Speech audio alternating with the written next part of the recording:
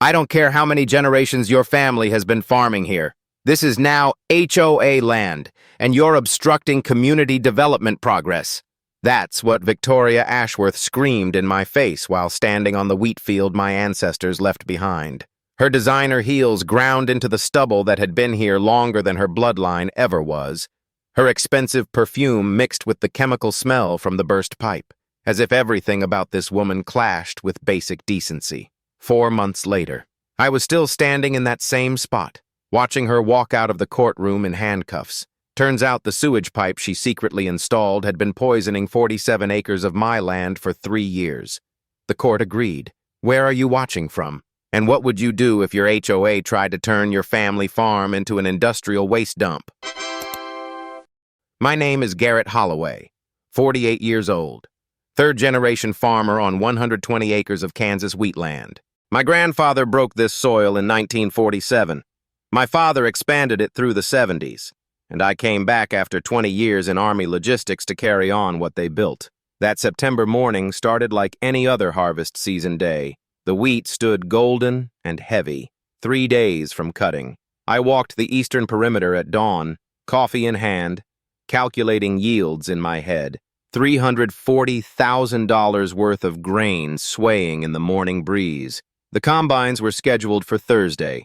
The grain elevator had confirmed pickup for the following Monday. Everything was on track.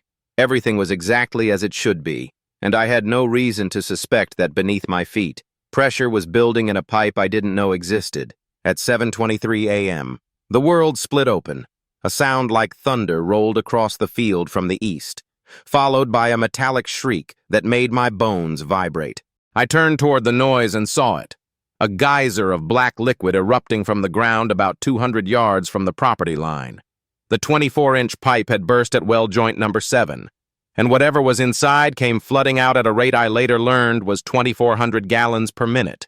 The first wave of smell hit me before my eyes fully processed what I was seeing. Sharp ammonia that burned the back of my throat. Underneath it, something sulfurous and rotten like eggs left in summer heat. The liquid spread across my wheat like a dark tide swallowing gold, and I stood frozen for maybe 10 seconds, watching 3 generations of work disappear in real time. 3 minutes.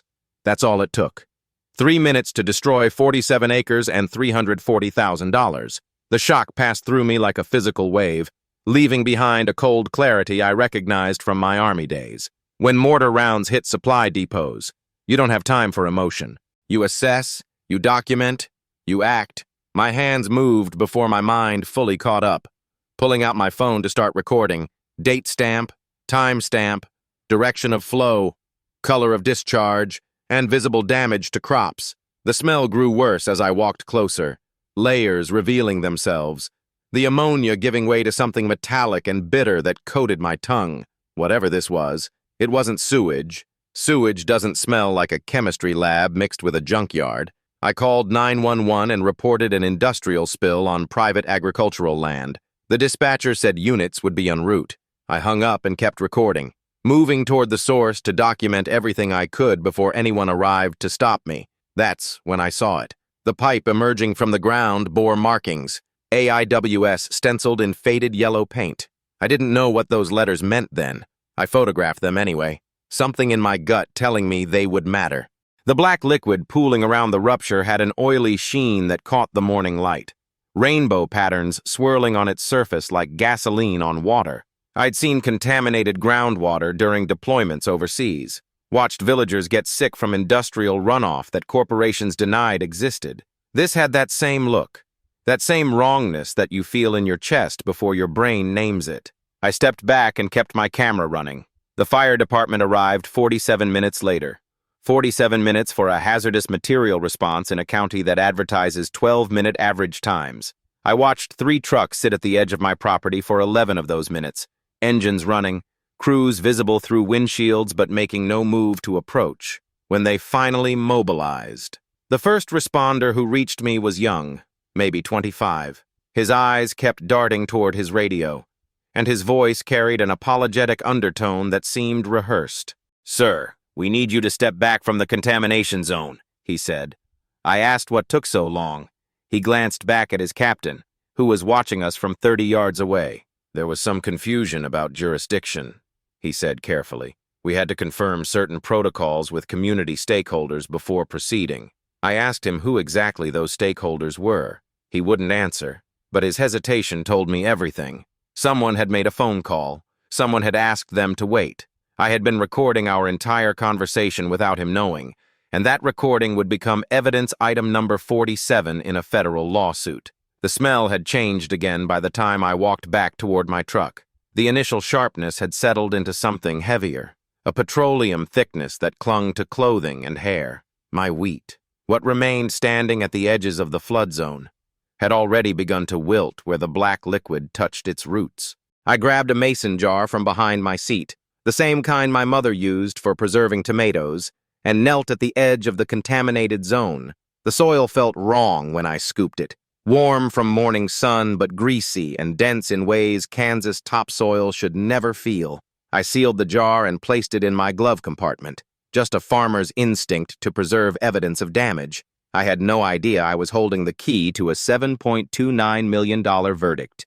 6 hours later, Victoria Ashworth arrived in a black Mercedes, wearing a cream-colored suit that cost more than my monthly equipment payments. Her expression arranged itself into practiced concern, but her eyes were calculating, measuring damage like a poker player sizing up an opponent's hand. "Mr. Holloway, this is a terrible accident," she said, extending a hand I didn't take. "The HOA wants to help you through this difficult time." Bye. She produced an envelope containing a check for $75,000 and a document labeled Confidential Settlement and Release Agreement. I looked at the check, then at my ruined field. $75,000 was exactly 22% of my actual crop loss, not counting remediation or future yields. I asked how she arrived at that number. Her smile tightened. "Our adjusters work quickly. This is generous, considering the circumstances." I asked what circumstances. "The investigation will likely show infrastructure failure," she said, something cold flickering behind her eyes. "Old pipes, pressure buildup, these things happen." I pointed out that the pipe was clearly new, installed within the last year. Her grip on her purse strap tightened, but her smile held. I handed back the envelope unopened. Victoria's composure cracked for just a moment. "Mr. Holloway, you're a smart man. Fighting an organization with our resources would be expensive and time-consuming. Some battles aren't worth fighting." I told her I'd consult my own people. She walked back to her Mercedes, pausing at the door. "We have resources to make this uncomfortable for difficult people. I hope you'll make the wise choice." That night, I sat on my porch with the mason jar beside me, staring at the ruined field. My phone buzzed with a text from an unknown number. "Don't make this bigger than it needs to be. Someone will be in touch." I saved the message, screenshotted it, emailed myself the image with a timestamp. Then I went inside, opened my laptop, and typed 4 letters into a search engine. A.I.W.S. What I found would change everything. The search results for A.I.W.S.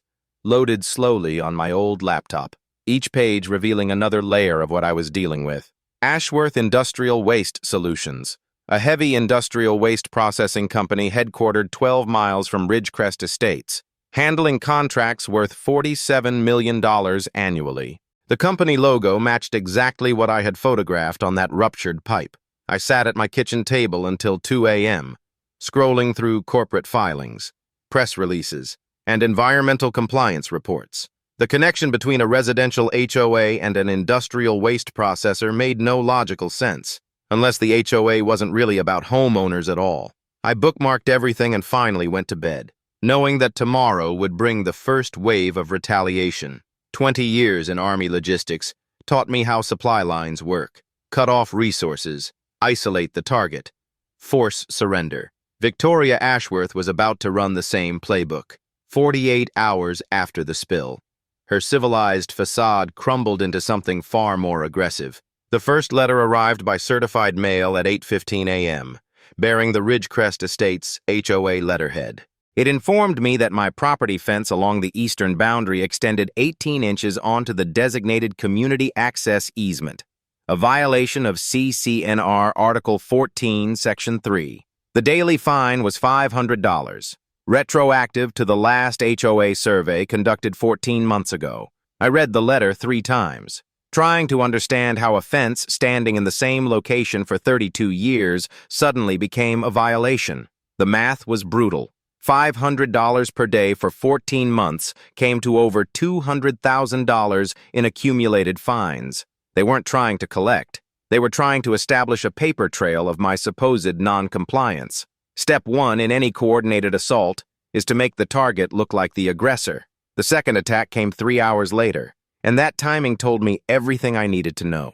My bank called at 11:45 a.m. to inform me that my farm operating loan was being placed under review due to material changes in collateral status, unquote. The loan officer, Patricia, had processed my family's accounts for 15 years. She sounded uncomfortable reading from what was clearly a prepared script. I asked what triggered the review. She paused, then spoke quietly. She wasn't supposed to tell me this. But the request came from their commercial lending department after receiving an inquiry from a concerned community organization, unquote, about property contamination. Before hanging up, she added something that connected the dots. Mr. Holloway, I shouldn't say this, but Dennis Crawford from the HOA board has been on our bank's advisory committee for 6 years. The inquiry came through his office, Dennis Crawford. I wrote the name down. Victoria wasn't acting alone, and her network extended deeper into local institutions than I had imagined. The third blow landed that same afternoon, completing what I now recognized as a synchronized strike. My crop insurance carrier sent an email at 2:30 p.m. requesting immediate documentation of the spill incident, along with notice that coverage was being suspended pending investigation into the origin and cause of contamination, particularly regarding any pre-existing conditions or owner negligence, unquote. I called my agent, a man I had known since high school. He told me he had received a call from someone at the HOA claiming I had been warned about drainage issues months ago and refused to cooperate with infrastructure improvements. 3 attacks in 6 hours, each targeting a different financial pillar. Fence violation for legal leverage, loan review to freeze my capital, and insurance suspension to eliminate my safety net. This wasn't a coincidence. This was a coordinated demolition of my ability to fight back, executed with military precision by people who had clearly done this before. I drove into town that afternoon to understand exactly what I was facing, my mind cataloging each attack and its strategic purpose. The Ridgecrest Estates HOA operated from a professional office suite near the county courthouse, not the kind of setup you'd expect from a volunteer homeowner board. Their annual budget, according to public filings at the county clerk's office, exceeded $4.2 million. They employed a full-time staff of 12 and retained Whitmore and Associates, one of the largest law firms in the state. Their membership included 2,300 households, paying annual dues ranging from $1,800 to $4,000. A bulletin board in the clerk's office displayed photos of the County Business Association's annual dinner. Victoria Ashworth stood in the center, flanked by my bank's regional president and the CEO of my insurance carrier. They weren't just business associates, they were a network, and I had just become their common enemy. That evening, I sat on my porch watching the sun set over the dead field. The wheat that survived the initial flood was browning now, toxins spreading through the soil and killing everything they touched. My phone rang with an unknown number. Victoria's voice came through calm and measured, as if we were discussing the weather rather than the destruction of my livelihood. Mr. Holloway, I trust you've received the communications from your various business partners today. I want you to understand that this is just the beginning. We have relationships throughout this county, relationships that took decades to build. You have a fence violation, a loan review, and an insurance investigation. By next week, you'll have health department inquiries about your well water, zoning complaints about your equipment storage, and perhaps some concerns raised about your property tax assessments. She paused, letting the threat settle. Or you can sign the agreement, deposit the $75,000, and all of this goes away. I asked her why. Why would an HOA go to such lengths to silence a farmer over a pipe that shouldn't have been on my land? She laughed, a sound without warmth. You're thinking too small. Mr. Holloway, this isn't about you. This isn't even about that pipe. This is about progress, development, and the future of this region. Sometimes individuals have to make sacrifices for the greater good. I'm offering you a chance to make that sacrifice comfortably. Don't make me do it the hard way." She hung up before I could respond. Her words echoed in the darkness. "This isn't about you. This isn't even about that pipe." She had just revealed something crucial, that the contamination of my field was part of a much larger picture I couldn't yet see, but I was beginning to trace its edges. The next morning, I requested copies of all HOA meeting minutes from the past 2 years at the county records office. The clerk, an elderly woman who had known my father, gave me a strange look when I mentioned Ridgecrest Estates. "Third person this month asking about them," she said quietly. "Used to be nobody cared what that HOA did." I asked. Who else had been asking? She shook her head but handed me a thick folder and wished me luck. I spent 4 hours reading through agendas, motions, and voting records. Most was mundane: landscaping contracts, pool maintenance, and holiday decorations. But buried in minutes from 18 months ago, I found something that justified every suspicion. The board had approved a, quote, drainage infrastructure improvement project, unquote, with an allocated budget of $2.1 million. The motion passed unanimously with no discussion. No engineering specifications, no contractor bids, and no public comment. Just approved and funded in a single sentence. What caught my attention was the note at the bottom. Quote, "Contractor selected by board designation. Competitive bidding waived per Article 9 emergency provision. Contractor identity confidential pending completion." Unquote. They had spent $2 million on a secret project with a secret contractor, and whatever they built had ended up running through my farm. I photographed every page and drove home, my mind assembling pieces into a pattern. The coordinated attacks on my finances weren't random intimidation. They were designed to prevent me from having the resources to investigate. Victoria and her network knew exactly what they were hiding, and now, so would I. The county library opened at 9 a.m., and I was waiting at the door when the librarian unlocked it. She recognized me from years of community events and didn't ask questions when I requested access to the business records archive. I spent the first 2 hours pulling corporate filings, shareholder documents, and annual reports for Ashworth Industrial Waste Solutions. The company had been founded in 2008, during the financial crisis. When distressed assets created opportunities for those with capital, Victoria Ashworth wasn't listed as CEO. That title belonged to a man named Garrett Ashworth, presumably a relative. But the shareholder registry told a different story, and when I saw the numbers, my hands stopped moving. Victoria Ashworth personally held 23% of company stock, making her the largest individual investor. Dennis Crawford, the HOA vice president who sat on my bank's advisory committee, owned 18%. Together, they controlled 41% of a company processing industrial waste across 3 states. The HOA president wasn't just connected to the waste company. She owned it. The financial picture became clearer as I dug deeper, each document adding weight to the suspicion forming in my gut. A.I.W.S generated $47 million in annual revenue, but profit margins were razor-thin. The reason was obvious once I found their expense reports. Proper disposal of heavy industrial waste costs approximately $180 per ton through EPA-certified facilities. The company processed roughly 20,000 tons annually, meaning disposal costs should have exceeded $3.6 million. But their field expenses showed only $340,000. I stared at the discrepancy, feeling the first cold certainty settle into my chest. Either they had discovered miraculous cost-saving technology, or they weren't disposing of it legally. The pipe running through my farm told me exactly which answer was correct.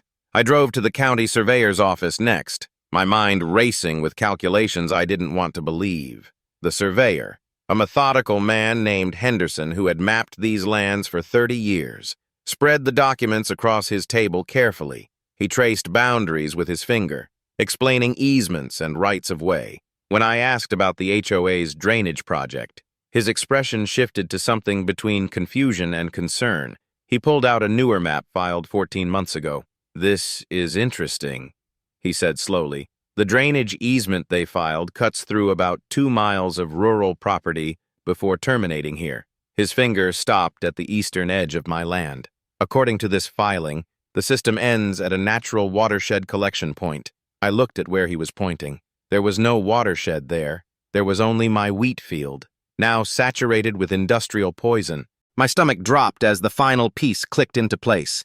The revelation hit me like a physical blow, and I had to grip the edge of Henderson's table to steady myself. Victoria and her partners hadn't accidentally damaged my property. They had specifically chosen it as the endpoint for illegal waste disposal. My farm was isolated, outside HOA jurisdiction, and situated in a natural depression that would contain spillage.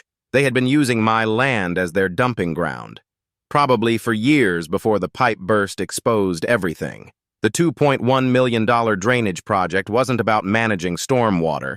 It was an infrastructure for piping industrial toxins away from paying customers and onto my family's land. Every decision, from the pipe route to selecting my property as the terminus, was calculated. I thanked Henderson and walked to my truck on legs that felt unsteady. My understanding of what I was facing completely transformed.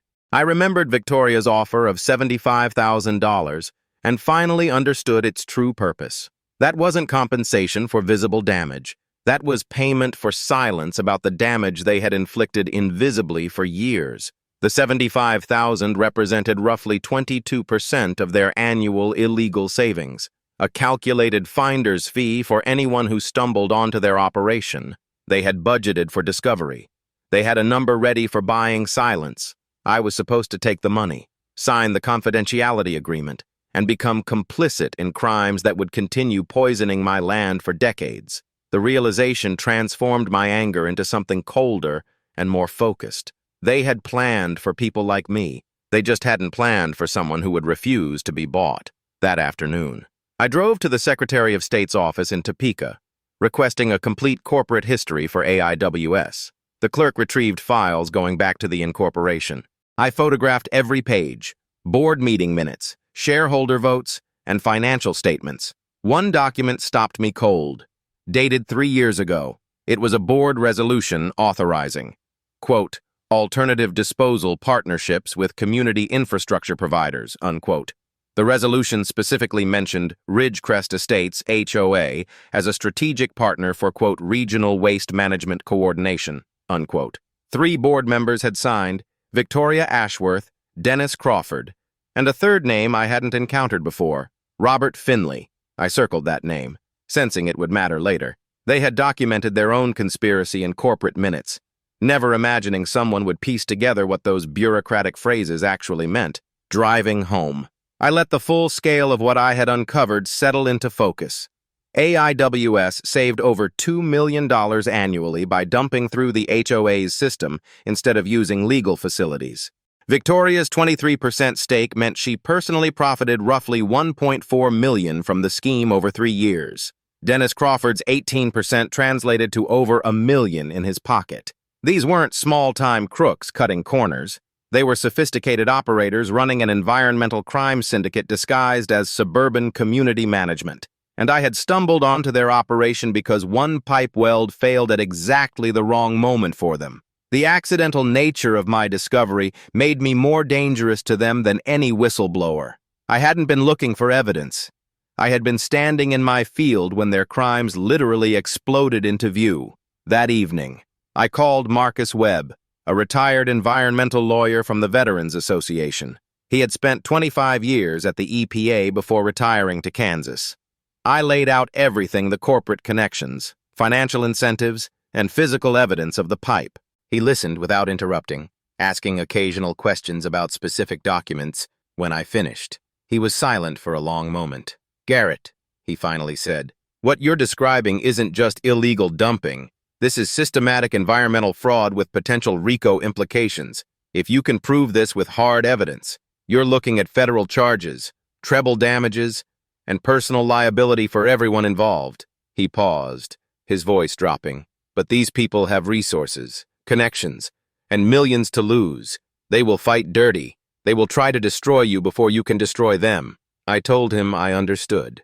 I had already seen their playbook: fence violations, loan reviews, and insurance suspensions. They were trying to strangle me financially before I could mount a defense. Marcus asked about physical evidence beyond document photographs. I told him about the mason jar in my glove compartment. The soil sample collected within minutes of the spill. He went quiet. Get that tested at an independent toxicology facility, preferably out of state. If that sample contains what I think it contains, it's worth more than the farm itself. I hung up and looked at the jar on my kitchen table. Black soil in clear glass. Marcus's warning echoed in my mind. They will try to destroy you. I realized then that I couldn't just investigate anymore.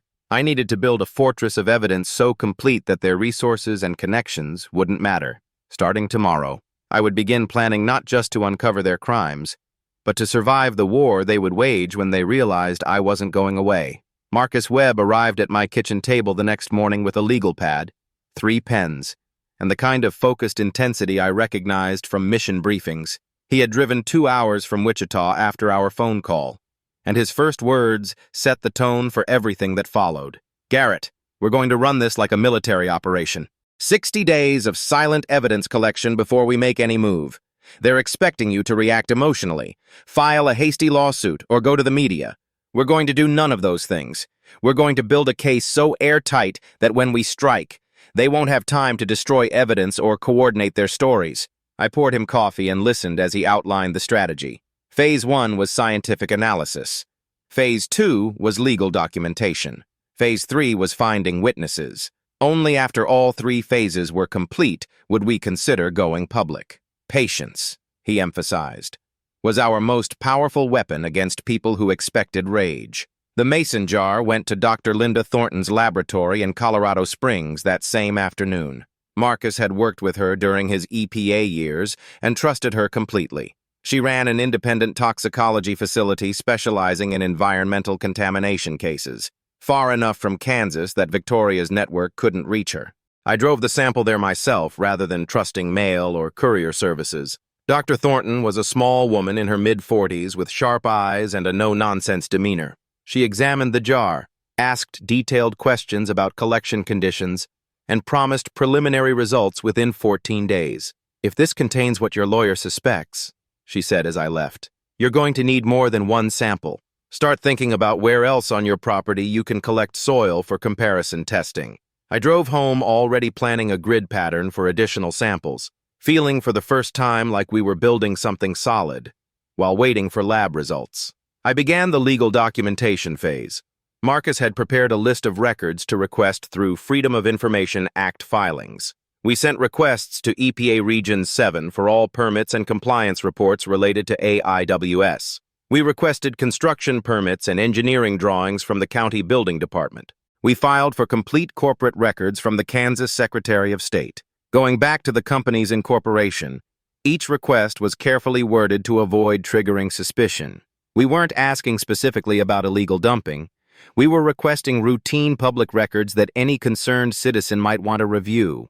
The bureaucratic machinery began turning slowly in our favor, each returned document adding another piece to our puzzle while Victoria remained unaware that her empire was being mapped. The 14th day brought Dr. Thornton's preliminary report, and the numbers told a story of systematic poisoning. Lead concentration measured 1,847 parts per million against an EPA threshold of 400. Levels high enough to cause neurological damage in anyone exposed long-term. Cadmium registered at 89 parts per million, where 20 was the limit, a concentration linked to kidney failure and bone disease. Most alarming was chromium hexavalent at 247 parts per million, the carcinogenic compound that causes cancer clusters in contaminated communities. Safe levels were 50. My land contained nearly 5 times that amount. Dr. Thornton's cover letter cut through the numbers with brutal clarity. This soil profile is consistent with long-term industrial waste exposure, not a single contamination event. Based on accumulation patterns, I estimate continuous exposure of 18 to 24 months minimum. The pipe burst hadn't started the poisoning. It had only revealed what had been happening beneath my feet for years. I collected 12 additional soil samples following Dr. Thornton's grid pattern, each carefully labeled with GPS coordinates and collection date. 6 went to her laboratory. 6 I kept in my basement safe as backup evidence. The results confirmed contamination across 47 acres with varying concentrations. Highest toxicity near the pipe terminus, decreasing toward the property edges. Dr. Thornton estimated total remediation costs at $1.2 million, not counting crop losses or property depreciation. She documented everything in a formal report suitable for court submission, complete with methodology explanations, chain of custody records, and expert credentials. We now had scientific proof that couldn't be dismissed or explained away. The next phase would determine whether the legal system had been equally corrupted. The FOIA responses began arriving during the 5th week, each envelope landing on my kitchen table like ammunition being stockpiled for battle. EPA Region 7 confirmed A.I.W.S. held no valid permits for discharging industrial waste into any community drainage system within 50 miles. That single document transformed their operation from questionable to criminal. The county building department provided engineering drawings showing the pipeline extending beyond HOA boundaries onto private agricultural land. Most damaging was a notation on the final inspection report where the county inspector had flagged the terminus location as, quote, requiring landowner easement documentation, unquote. Someone had handwritten, waived per board authorization, across the notation and initialed it. I compared those initials against corporate signatures I had collected. They matched Dennis Crawford exactly. He had forged approval for a pipeline ending on my property without my knowledge or consent, and he had done it in his own handwriting. During the 6th week, I found Robert Finley. That third name from the corporate resolution had nagged at me since I first circled it. Public records revealed he had worked as operations manager for A.I.W.S. until 8 months ago, resigning abruptly and filing an OSHA complaint 3 days later, alleging improper waste handling. The complaint had been closed for insufficient evidence. I found his address 45 miles away in Prairie View and drove there on Sunday afternoon. Finley answered the door looking like a man carrying heavy burdens, and when I mentioned A.I.W.S., his face went pale. I wondered when someone would come asking. He said quietly, I suppose you'd better come inside. His living room was modest, filled with family photographs and the accumulated evidence of a life spent working honestly until he couldn't stomach the dishonesty anymore. Robert Finley talked for 3 hours, confirming everything I had suspected. He described watching Victoria and Dennis shift disposal practices from legal facilities to the HOA drainage system over 7 years. He explained the, quote, black book, unquote, a handwritten ledger Victoria maintained documenting every illegal discharge, dates, volumes, waste sources, everything. She's paranoid about her partners, Finley said. She keeps records as insurance in case someone tries to cut her out. He had filed the OSHA complaint after resigning, but couldn't provide enough documentary evidence. The agency closed the case, and Finley retreated to Prairie View, hoping to stay beneath notice. I asked if he would testify. He was quiet for a long moment. They threatened my pension, my family. They have connections everywhere. Then something shifted in his eyes. But if you can find that black book, I'll testify. I'll tell everything. I shook his hand and walked to my truck, understanding that the stakes had just multiplied. This wasn't just about my farm anymore. It was about everyone Victoria had silenced, threatened, and poisoned. I drove home as sunset painted the Kansas sky orange and red, my mind reorganizing everything we had assembled: scientific proof, legal documentation, a witness willing to testify, and somewhere, a black book containing records of every crime. The 60-day window was nearly complete. We had enough to file suit. But I wanted that ledger. Marcus had taught me something important during these weeks. In legal warfare, you don't just want to win. You want victory so complete that your enemy can never threaten anyone again. Tomorrow, we will begin planning not just a lawsuit, but a complete dismantling. Day 58 of our investigation began with an email that would shatter Victoria Ashworth's carefully constructed empire. The message arrived at 6:14 a.m. from an anonymous sender using an encrypted service, containing a single attachment and 3 words in the subject line. She kept records. Marcus called me before I had finished my first cup of coffee, his voice tight with controlled excitement. Check your email. Garrett, someone just handed us the war. I opened the attachment and found myself staring at scanned pages of a handwritten ledger, each entry documenting dates, waste volumes, source facilities, and disposal locations. 847 entries spanning 3 years. 127 of those entries listed the disposal location as RE Drainage System, the initials matching Ridgecrest Estates. Robert Finley had mentioned this book existed, had told me Victoria kept it as insurance against her partners. Now, someone with access to her inner circle had decided that the insurance policy should become her death warrant. The Black Book was everything Marcus had hoped for and more. Victoria's precise handwriting documented 23,400 tons of industrial waste illegally disposed of through the HOA drainage system over 36 months. Each entry included the originating factory, the type of waste, the volume in tons, and the date of discharge. She had created a meticulous record of her own crimes, apparently never imagining it would fall into hostile hands. I spent hours cross-referencing the ledger entries against our other evidence. The disposal dates matched periods when Dr. Thornton estimated contamination had been occurring on my property. The waste types matched the heavy metals found in my soil samples. The volumes explained why toxicity levels were so catastrophically high. Victoria had documented her guilt with the precision of an accountant tracking profits, and now that precision would destroy her. Marcus filed our FOIA responses alongside the laboratory analysis and began calculating the full scope of damages. My crop loss from the current season totaled $340,000. The wheat my father had taught me to grow now rotting in contaminated soil. Remediation costs across 47 acres would require $1.2 million. Property value depreciation for my entire farm amounted to $890,000. 3 generations of family investment reduced to a liability. I looked at those numbers and felt the weight of what Victoria had stolen settling into my chest. The total real damages exceeded $2.4 million. Kansas environmental law and the Clean Water Act both provided for treble damages in cases of willful violation. 3 times $2.4 million equaled $7.29 million. Civil penalties could reach $25,000 per day of violation, potentially exceeding $21 million with 847 documented events. Justice had a price tag, and Victoria was about to pay it. I drove to Victoria's office that afternoon to deliver formal notice of our intent to sue.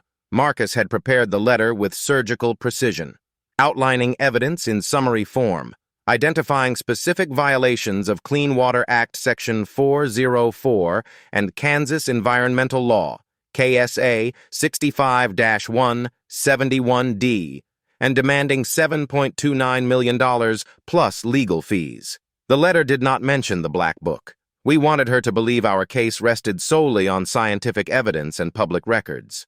The ledger would remain our hidden weapon until we needed maximum impact. I handed the envelope to her receptionist and walked out without speaking. Feeling Victoria's eyes on me through her office window, she had 72 hours to respond. Her silence during those hours told me she was finally beginning to understand the ground shifting beneath her feet. On day 3, Marcus received a formal response from Whitmore and Associates rejecting all claims and threatening countersuits for defamation and malicious prosecution. The letter was aggressive, dismissive, and exactly what we expected. Victoria still believed she could bully her way out of this, still thought her network would protect her. She had no idea that a journalist named Sandra Mills from the Wichita Eagle had already received an anonymous tip about environmental crimes in Sedgwick County. The tip came from the same encrypted address that sent us the Black Book. Whoever was orchestrating this understood that legal pressure alone might not be enough. They were opening a second front, turning public opinion into another weapon against Victoria's empire. I thought about Robert Finley and his modest Prairie View home, surrounded by family photographs and the accumulated weight of 7 years watching crimes he couldn't stop. Perhaps retirement had given him courage that employment never could. Sandra Mills called me 4 days after Victoria's attorneys rejected our demand. Her questions were careful, probing without revealing how much she already knew. I told her I couldn't comment on pending litigation but suggested she file public records requests with the EPA and County Building Department. I mentioned that corporate shareholder registries were public documents. I did not mention the Black Book, but I suspected she already had copies. The quiet machinery of exposure was grinding forward on multiple tracks now, and I was only one piece of a larger reckoning. The newspaper story broke on a Sunday morning. Front page above the fold. HOA president linked to industrial waste company under federal investigation. By noon. My phone was ringing with calls from other HOA residents reporting strange smells and unexplained health issues. By evening, 3 television stations had picked up the story. I stood in my kitchen watching the coverage, feeling the strange vertigo of seeing private pain become public spectacle. Monday morning, I filed our lawsuit in Sedgwick County District Court. Holloway versus Ridgecrest Estates HOA, Ashworth Industrial Waste Solutions, Victoria Ashworth individually, and Dennis Crawford individually. The complaint ran 47 pages documenting every violation, every piece of evidence, every dollar of damage. Marcus had structured it to maximize public disclosure, knowing that court filings would become a permanent record. We requested a jury trial, treble damages, and injunctive relief to halt all discharge operations immediately. The clerk accepted the filing at 9:22 a.m. By 9:45, reporters were requesting copies. Victoria made no public statement. Her silence confirmed what I had suspected. She was finally beginning to understand that her empire of lies was collapsing faster than her money or connections could repair. That evening, I sat on my porch watching the sunset over my dead field. For the first time since the pipe burst, I felt something beyond anger and determination. I felt hope. The Black Book had transformed our case from a damages dispute into proof of systematic criminal enterprise. Victoria could no longer claim accident or negligence. Marcus called with news that the EPA had announced a formal investigation based on the newspaper coverage. Federal investigators would be requesting documents within days. I thanked him and hung up. Looking at contaminated soil that had cost me everything. The land was still poisoned. The wheat was still dead. But I could see the path to justice clearly now. Victoria Ashworth was about to learn what happened when a farmer decided that some things were worth more than $75,000 in silence. The preliminary hearing was scheduled for 10 a.m. on a Tuesday morning, 3 weeks after we filed suit. Sedgwick County Courthouse had seen its share of dramatic proceedings, but nothing quite prepared anyone for what would unfold in courtroom 4. I arrived early with Marcus, both of us carrying boxes of documented evidence. The gallery was already filling with spectators, reporters from 6 different outlets, HOA residents who had driven from Ridgecrest Estates, and representatives from the EPA who had flown in from the regional office. Victoria Ashworth entered at 9:55, flanked by 3 attorneys from Whitmore and Associates. She wore a navy blue suit and the kind of composed expression that suggested absolute confidence in her ability to control any situation. I watched her scan the crowded room without acknowledging my presence, and I wondered if she had any idea what was coming. Judge Harold Patterson called the proceedings to order and asked both parties to present their positions on the preliminary injunction we had requested. Marcus spoke first, outlining evidence of ongoing environmental contamination and the urgent need to halt all discharge operations immediately. He presented Dr. Thornton's laboratory analysis, the EPA permit records showing no valid authorization, and the county engineering drawings proving the pipeline terminated on my property without easement or consent. Victoria's lead attorney, a silver-haired man named Whitmore himself, dismissed our claims as exaggerated and accused us of manufacturing evidence for extortion. He demanded that the case be thrown out and sanctions imposed. Judge Patterson listened without expression, then asked if we had any additional evidence to present. Marcus glanced at me, and I gave him the slightest nod. This was the moment we had been building toward for 60 days. Marcus stood slowly and withdrew a thick folder from his briefcase. Your Honor, we have obtained documentation that fundamentally transforms the nature of this case. And he handed copies to the judge and opposing counsel simultaneously. This is a handwritten ledger maintained by the defendant Victoria Ashworth, documenting 847 separate instances of illegal industrial waste disposal over 3 years. I watched Victoria's face as the words registered, watched the color drain from her cheeks as she recognized her own handwriting being distributed around the courtroom. After everything she had done to my land, my livelihood, my family's legacy. Seeing that moment of recognition felt like the first real breath I had taken in months. The courtroom erupted in murmurs. Whitmore began flipping through pages with frantic energy. Judge Patterson called for order and spent several minutes examining the documents. Victoria's attorney attempted to challenge the ledger's authenticity, arguing it had been obtained through unknown means and could not be verified. Marcus responded calmly. Your Honor, The handwriting matches authenticated signatures of Victoria Ashworth from corporate documents filed with the Kansas Secretary of State. We are prepared to present expert analysis confirming the match. The specific details recorded correlate precisely with independent laboratory analysis of soil contamination on my client's property. He paused, letting implications settle. The defendant documented her own crimes with meticulous precision. We are simply presenting her own words as evidence. Judge Patterson ruled the ledger provisionally admissible pending formal authentication. When he turned to Victoria's table, his expression had hardened considerably. The momentum had shifted, and everyone in the room could feel it. What happened next would become local legend. Whitmore requested a brief recess to confer with his client. Judge Patterson granted 15 minutes. Through the glass partition of a side conference room, everyone could see Victoria and her attorneys in a heated discussion. Her composure was cracking visibly, hands gesturing sharply, face flushed with fury rather than fear. When the recess ended, Whitmore looked like a man who had received a terminal diagnosis. He announced that his client wished to make a statement. Victoria stood, and I could see her hands trembling slightly, the pressure of exposure finally breaking through years of practiced control. She turned toward me, and what came out seemed to bypass whatever filter normally governed her public persona. "You have no idea what you've done," she said, her voice raw with barely contained rage. "That drainage system benefits thousands of people. The jobs, the economic development. You're destroying all of it over some dirt." The gallery erupted. HOA residents began shouting questions about health issues, about children with unexplained rashes, about strange smells they had noticed for years. I sat motionless amid the chaos, watching the community Victoria had claimed to serve finally see her for what she was. One woman stood and pointed directly at Victoria. "My son has asthma now. Is that from your drainage system?" Another man demanded to know if his property values had been destroyed by contamination he was never told about. Judge Patterson hammered his gavel repeatedly, but the damage was done. Victoria had blamed me for exposing her crimes rather than apologizing, and the people she had poisoned were watching her reveal exactly who she really was. Dennis Crawford slipped out a side door. He would resign from the HOA board by email that afternoon. Judge Patterson restored order and issued his ruling. All discharge operations through the Ridgecrest Estates drainage system were to cease immediately.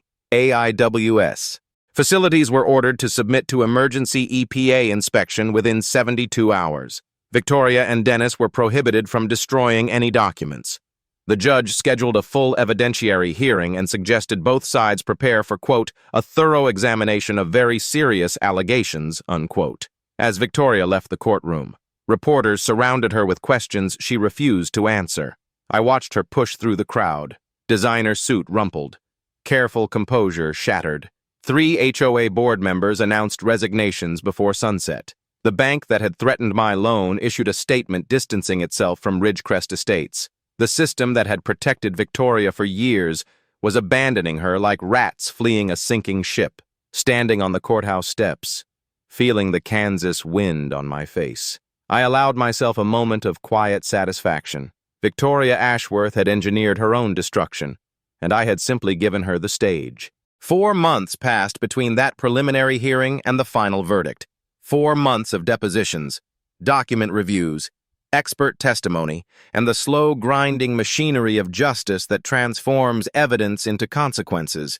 Victoria Ashworth fought every step, her attorneys filing motion after motion, challenging authenticity, questioning jurisdiction, attempting to have the case dismissed on technical grounds. None of it worked. The Black Book was authenticated by 3 independent handwriting experts. Robert Finley testified for 2 full days, describing in meticulous detail how the illegal disposal operation had been conceived, implemented, and concealed. Dr. Thornton's scientific analysis withstood every challenge the defense mounted. By the time closing arguments concluded, even Victoria's own attorneys seemed to understand that the outcome was inevitable. The jury deliberated for less than 4 hours before returning its verdict. The courtroom was standing room only when Judge Patterson read the decision. I sat beside Marcus, my hands folded on the table in front of me, watching Victoria across the aisle. She had aged visibly during these 4 months. the strain of exposure carving new lines into her face. The confidence that had defined her presence at that first confrontation on my ruined field was gone, replaced by something hollow and desperate. Judge Patterson cleared his throat and began reading. In the matter of Holloway versus Ridgecrest Estates, HOA, Ashworth Industrial Waste Solutions, Victoria Ashworth, and Dennis Crawford, the jury finds for the plaintiff on all counts. The words hung in the air for a moment before their full weight registered. Victoria's head dropped. One of her attorneys placed a hand on her shoulder. I felt Marcus grip my arm, but I couldn't look away from the woman who had tried to destroy me. The damages awarded exceeded even our calculations. $7.29 million in compensatory and treble damages for environmental contamination, crop loss, and property depreciation, an additional $2.3 million in punitive damages. The jury's statement that Victoria's conduct had been willful, malicious, and deserving of special punishment. Court costs and attorney fees pushed the total judgment to nearly $10 million. But the civil verdict was only the beginning. The federal prosecutor who had been observing the trial stood and requested that Victoria and Dennis Crawford be taken into custody pending criminal charges. Judge Patterson granted the request. I watched as federal marshals approached Victoria's table, as they helped her stand, as they placed handcuffs on wrists that had once gestured dismissively at my contaminated field. She looked at me one final time as they led her away, and I saw something I had never expected to see in her eyes: recognition. She finally understood that I had never been the obstacle she imagined. I had been the consequence she never believed would come. The criminal proceedings moved faster than the civil case. Victoria Ashworth pleaded guilty to 7 counts of violating the Clean Water Act and 2 counts of fraud, accepting a plea agreement that spared her the uncertainty of trial. The federal judge sentenced her to 8 years in federal prison and ordered personal restitution of $2.3 million. Dennis Crawford received 4 years for his role in the conspiracy and immediately filed an appeal that everyone knew would fail. A.I.W.S. filed for Chapter 7 bankruptcy within weeks of the verdict, its assets liquidated to pay environmental remediation costs and victim compensation. The company that had poisoned my land and countless other properties simply ceased to exist. Its machinery sold at auction, its facilities converted to other purposes. The money arrived in stages over the following year as Victoria's assets were seized and liquidated. I used it carefully, the way my father had taught me to use every resource. $1.4 million went to Dr. Thornton's recommended remediation company, specialists who spent 18 months extracting contaminated soil, treating groundwater, and restoring my 47 acres to agricultural viability. $500,000 established a legal defense fund for farmers facing environmental violations, a resource I wished had existed when Victoria first threatened me. The remainder went back into the farm. New equipment, improved irrigation, the kind of investments my grandfather had dreamed about when he first broke this soil in 1947. I kept nothing for luxury or revenge. The money was never the point. The point was ensuring that what happened to me would be harder to do to anyone else. Spring arrived 18 months after the pipe burst, and with it came the moment I had been waiting for. Dr. Thornton's final report confirmed that remediation was complete.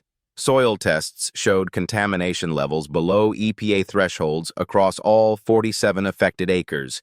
The land that Victoria had poisoned was clean again, ready to grow wheat for the first time in nearly 2 years. I stood at the edge of the restored field on a morning that reminded me of the day everything changed. Cool air, golden light, the smell of healthy Kansas soil instead of industrial chemicals. Marcus stood beside me, having driven from Wichita to witness what he called the real verdict.